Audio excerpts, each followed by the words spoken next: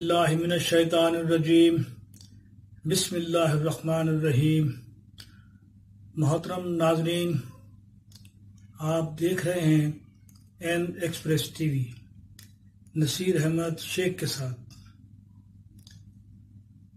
آج میں آپ سے رمضان المبارک کے موضوع پر بات کرنا چاہوں گا۔ رمضان المبارک کی آمد ہے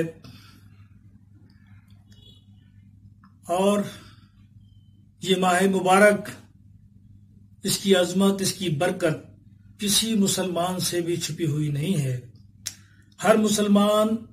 بخوبی واقف ہے کہ یہ کتنی عظمتوں والا مہینہ ہے، اور ہر مسلمان چاہتا ہے کہ ہم اسے زیادہ سے زیادہ فیضیاب ہوں، کیونکہ یہ ایک ایسا عمل ہے کہ جو سال کے بعد آتا ہے، اور روزہ اللہ تبارک و تعالیٰ کی خاص عبادت ہے۔ اللہ پاک نے فرمایا کہ روزہ میرے لیے ہے اور میں ہی اس کی جزا ہوں۔ میں اس پر زیادہ لمبی تمہید نہیں باندھنا چاہتا،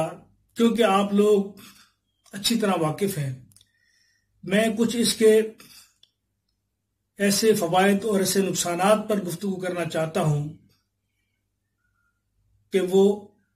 اگرچہ آپ جانتے ہیں، واقف ہیں، لیکن یاد دہانی کے لیے میں آپ کی خدمت میں پیش کرنا چاہتا ہوں۔ روزہ ایک ایسی عبادت ہے کہ جو اللہ کے قریب اپنے بندے سے قریب ہونا ثابت کرتا ہے، اور بندے کو یہ یقین حاصل ہوتا ہے کہ جب وہ روزہ رکھتا ہے تو اسے یقین حاصل ہوتا ہے کہ اللہ مجھے دیکھ رہا ہے، اور اتنا پختہ یقین ہے کہ وہ اگر چاہے تو چھپ کر خاموشی سے کہیں بھی کچھ کھا پی سکتا ہے، لیکن اس کا ایمان اور یقین اس قدر پختہ ہے کہ اس کو پتا ہے کہ میری ساری یہ عبادت، یہ بھوک، یہ پیاس سب ضائع ہو جائے گی اگر میں نے چھپ کر بھی پانی پی لیا۔ تو یہاں پر انسان کے ایمان کو جو فوقیت اور اس کی عظمت کی ہمیں خبر ملتی ہے، وہ کسی اور عبادت میں ہمیں نظر نہیں آئے گی۔ عبادات تو بہت ساری ہیں، حالانکہ نماز کی ادائیگی بھی ایسی عبادت ہے کہ ہمیں یقین ہونا چاہیے،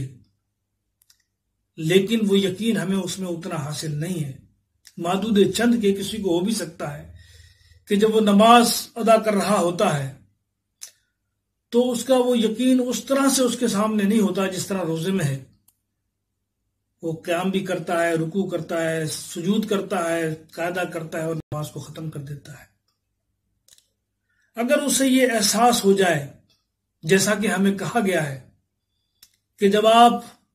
اللہ کے حضور کھڑے ہو تو آپ یہ سمجھو کہ آپ اللہ کو دیکھ رہے ہیں،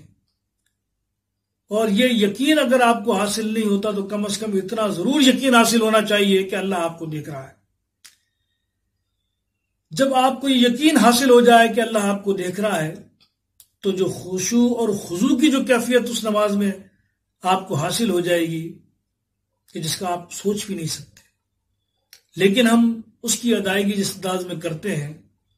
بھاگ دوڑ میں، نہ تو وہ پوری طریقے سے ہمارا قیام صحیح ہوتا ہے، نہ وہ رکوع ہمارا صحیح ہوتا ہے، نہ سجود۔ میں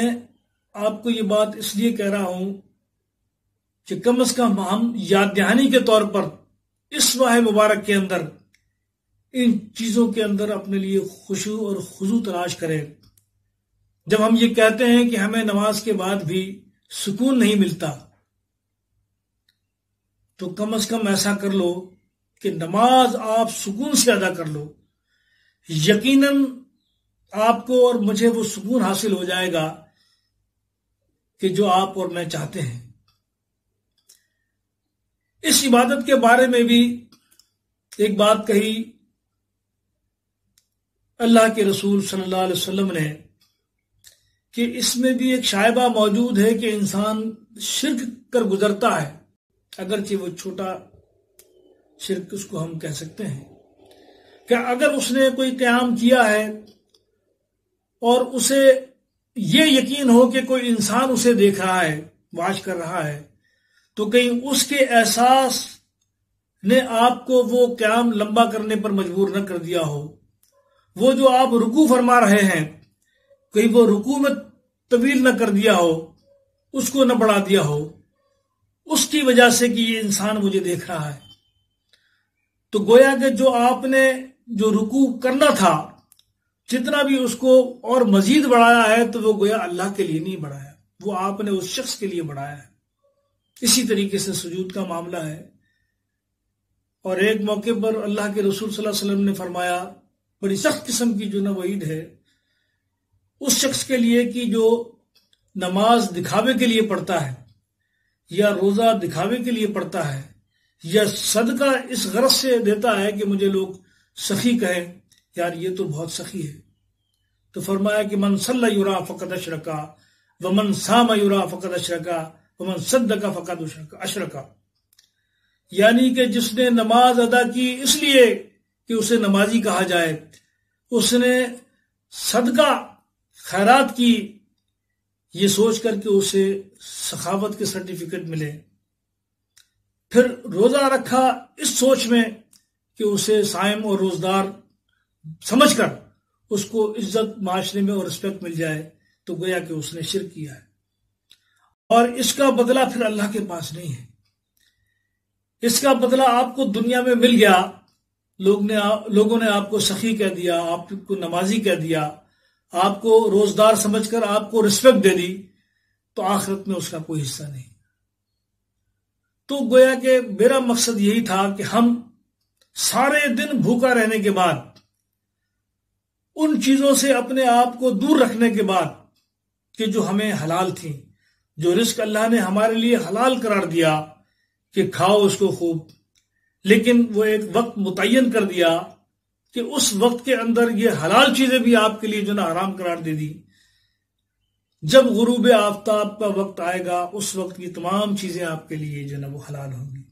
اس سے پہلے اگر کھائیں گے تو گویا کہ آپ نے وہ جو ایک عمل شروع کیا تھا روزے کا وہ ختم ہو جائے گا۔ اب اس میں ہم نے جو خاص اہتمام کرنا ہے، جو خاص میں آپ سے عرض کرنا چاہتا ہوں، ہاتھ جوڑ کر درخواست کرنا چاہتا ہوں کہ ہم جب افطاری کر رہے ہوتے ہیں تو ہم اس افطاری کو اس طرف ہمارا یہ دھیان ہونا چاہیے کہ کہیں یہ افطاری ہماری بظاہر یہ حلال ہے لیکن کہیں اس میں حرام کا شائبہ تو نہیں ہے۔ میرا مقصد آپ سمجھ گئے ہوں گے، کہیں یہ اس کمائی سے تو نہیں ہے کہ جو حرام ذرائع سے حاصل کی گئی ہو۔ تو گویا کہ آپ نے پورے دن کی جو محنت کی، جو فاقہ اور جو نا پانی کی پیاس کی تکالیف برداشت کی ہیں، اور وہ اب آ کر آپ نے جو نا وہ اس کو ضائع کر دیا۔ اسی طریقے سے سحر میں آپ جب روزہ رکھنے کی نیت کرتے ہیں تو کچھ پہلے کھا پی لیتے ہیں، تو اس کو بھی یقینی طور پر حلال اور پاک بنائیں۔ ہم یہ دیکھتے ہیں کہ ہمارا یہ حال ہے کہ ہم روزے رکھنے کے بعد بھی ہمارا تاجر بلیک مارکیٹنگ کر رہا ہوتا ہے، ملاوٹ کر رہا ہوتا ہے، ذخیرہ اندوزی کر رہا ہوتا ہے، پھل والا بھی پھل جو ہے نا وہ پوری طریقے سے نہیں دیتا، دیانتداری کے ساتھ دکھاتا کچھ ہے اور دیتا کچھ ہے۔ آپ نے دیکھا ہوگا کسی اگر پھل والے کے اوپر بھی آپ چھوڑ دیں کہ آپ نے مجھے یہ چیز دینی ہے، یقیناً اس میں 2-3 چیزیں ایسی ڈال دے گا جو گلی سڑی ہوں گی، تو گویا کہ اس نے وہ اپنے رزق کو بھی حرام کر لیا ہے۔ تو ان چیزوں پر بھی ہمیں توجہ دینی چاہیے کہ سب سے پہلے ہمارا جو رزق ہے وہ حلال ہونا چاہیے۔ ایک موقع پر ایک حدیث میں اللہ کے رسول صلی اللہ علیہ وسلم نے فرمایا کہ وہ شخص دور دراز سے آتا ہے، اس کے بال مٹی میں اٹے ہوئے ہوتے ہیں، اور بیت اللہ کا غلاف پکڑ کر دعا کرتا ہے کہ یا اللہ مجھے معاف فرما، وہ دعائیں مانگتا ہے، گڑ گڑاتا ہے، اللہ سے مانگتا ہے، تو آپ صلی اللہ علیہ وسلم فرمایا کہ ایسے شخص کی اللہ پاک کیوں دعا قبول کرے کہ جس کا یہ وجود، جو خون جس کی رگوں میں دوڑ رہا ہے، یہ سب حرام سے بنا ہے،